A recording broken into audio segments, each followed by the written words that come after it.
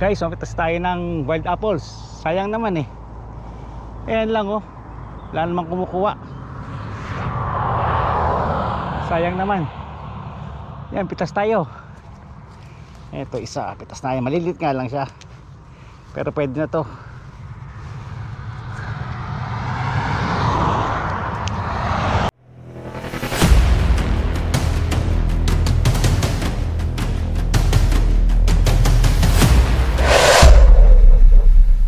Isang pinagpalang umaga, muli nagbabalik ang inyong lingkod, Oscar Rota po, na mag-address sa inyo ng dokumentasyon at impormasyon sa aking paglalakbay sa araw na ito.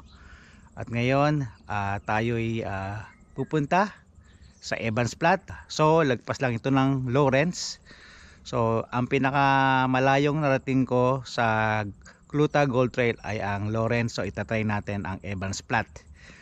So, tamang-tama ang panahon ngayon, masikat. Kasi ang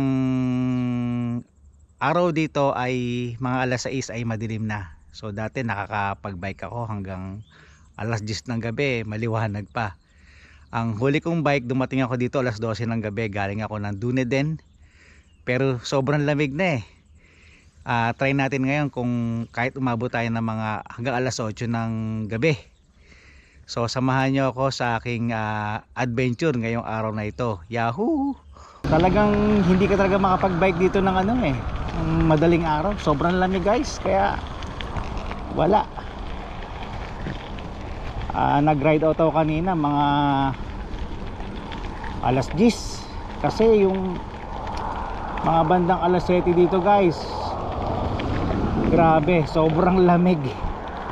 Naranasan ko na, kaya ayoko nang ulitin. Ibang klaseng lamig dito guys. Talagang hindi ka pwedeng mag-ride out ng madaling araw dito. Unang una, mahapdi sa kamay. Tapos habang tumatagal naman, pumapasok na yung lamig sa paa. Ang hapdi din. So ito na yung Waitakuna. Okay, so nandito tayo sa Waitakuna. Try nating lumagpas ng Lawrence. Sana pilingero. Ito na nga guys. So ang klima dito sa New Zealand, medyo malamig na guys. Katatapos na yung autumn. And then next sa June, ayun na, winter season na. So tingnan nyo na yung mga dahon ngayon guys. Lahat nagiging orange na. Yung iba naman nagiging red, yung iba naman nagiging maroon. Tapos nalalagas na sila. Pero may mga puno rin naman na wala lang, green pa rin. Kasi lang pakialam kung summer. Lalong lalo na yung pine tree. Kasi lang pakialam. Kahit na mag winter di sila nalalagas guys. Pero may mga dahon talaga napaka-sensitive. Pero ang gandang tingnan eh. So sayang hindi ko naabutan yung pagbabago nito kasi ilang linggo akong di nagbike. Napaka user friendly katulad ko.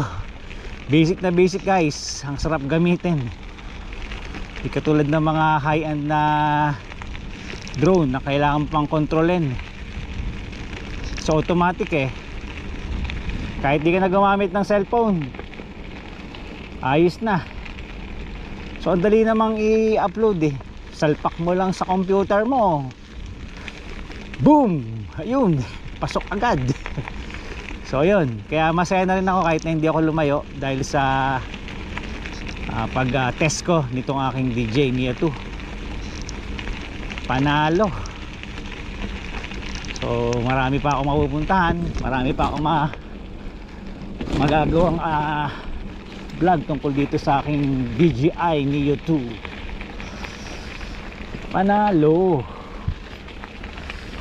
Wow, alas stress na eh. So kailangan nating habulin yung haring araw dahil nakakatakot dun sa may forest. Dun sa dalawang tunnel. Siguro hindi ako dadaan ng tunnel, no. Hindi ako dadaan ng forest. Kahit yung ginawa ko nung nag-alas 12 ako ng gabi, okay lang. Kaso nakaka-intimidate dumaan doon sa forest eh. Nakakatakot. Ay, Yahoo! Panalo na rin yung ating ride ngayon kahit na ilang beses na ako nakarating sa Lawrence. At least na-try ko yung aking DJI. Tingnan natin yung kalalabasan mamaya kung maganda yung mga kuha ko.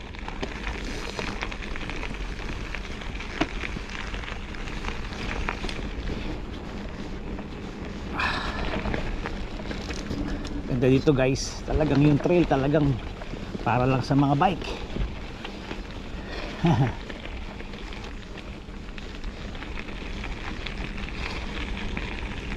Kunat lang ng gulong ko 2.4 pang downhill.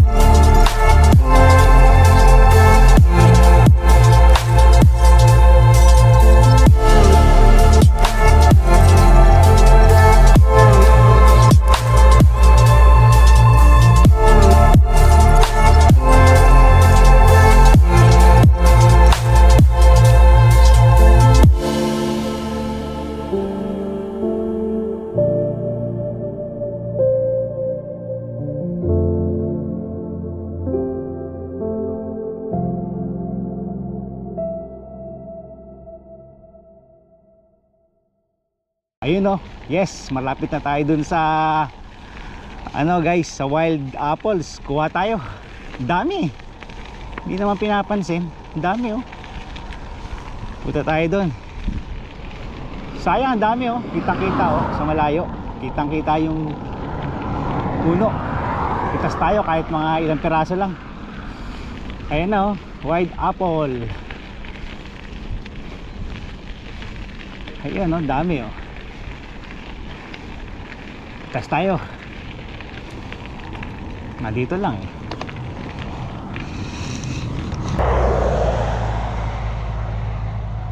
Guys, umitas tayo ng wild apples. Sayang naman eh. Ayan lang oh. Wala namang kumukuha. Sayang naman. Yan, pitas tayo. Ito isa, pitas tayo. Malilit nga lang siya. Pero pwede na to.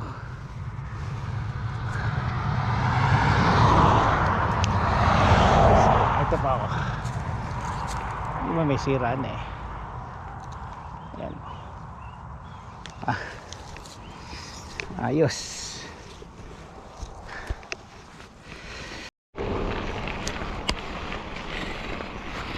Ayun na nga guys, at naghahabol tayo ng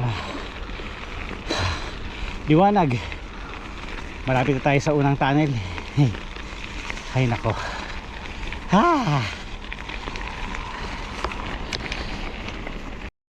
Pasok tayo guys, tunnel. Napakalamig. Ayun na ang kadiliman.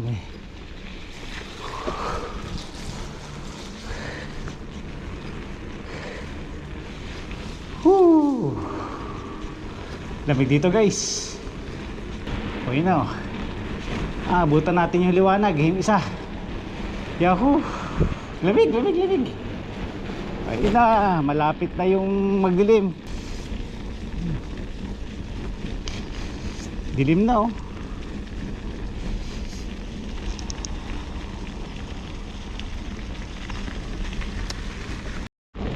Ito guys, yung sinasabi kong pag inabutan tayo dito ng gabi nakakatakot kasi nga forest. Diba? Biglang may humarang sa'yo dyan oh. Inglesero. Tatagalogin ko naman dyan. Who are you? Hindi kita Tagalog yun. Yan, kaya kailangan natin makalabas sa forest. Okay lang naman kasi yung sa baba naman eh highway. Pero hindi na. Yan, buti puro bababa na to. Lamig. Pakalamig guys. Buti nagpasya na akong bumalik ng mga bandang alas 3 pa lang. Sabi ko balik na ako. Kasi nga hinahabol natin yung liwanag eh. Ito na nga, madilim na nga eh. Wala, papasok ko sa tunnel, talaga madilim na talaga. Nakakalungkot pala talaga guys, no? Pag autumn, wala nang dahon ng mga puno. Yan. Maganda lang silang tingnan pag ano, yung nagkukulay yellowish tsaka reddish na siya. Yun, butit maliwanag pa. Kaya pang umabot siguro dun sa last tunnel. Ayun na nga guys. At dito ko na rin siguro tatapos ang aking vlog. At gusto ko mang lumayo at pumunta sa Evans Plat ay talagang hindi ako pwede makarating. Dahil alas 3 pa lang dito ng hapon ay parang alas 5 na ng hapon. So talagang nag-decide na ako na bumalik na dahil kung lalagpas pa ako ng Lawrence ay siguradong gagabihin ako at mahirap nang pumasok sa tunnel dahil napakadilim. At buti na lang at nag-decide din ako na hindi na rin tumuloy ng Evans Plat. Dahil dito pa lang, nung pumatak ang alas 3, biglang lumamig ng sobra-sobra. Kaya habang papalapit ako ng papalapit sa aking tinutuluyan ay sumusobra na ang lamig. Buti na lang at ilang layer ng jacket ko kaya hindi masyadong naramdaman ang lamig. Pero yung kamay ko naman ay sobrang kirot na sa lamig. Ay nako, talagang panahon na talaga ng winter. Ewan ko lang kung makapag-bike pa ako next week dahil malapit na ang winter. Sana kahit konti lang, sana makapag-bike pa ako. At dito ko na rin tatapusin ang aking vlog sa araw na to. Sa mga bago sa aking channel, huwag po natin kalimutang mag-subscribe at i-hit na rin po ang notification bell para lagi po kayong updated sa aking mga bagong video. Hanggang sa muli, God bless you all. See you on my next vlog. Bye-bye!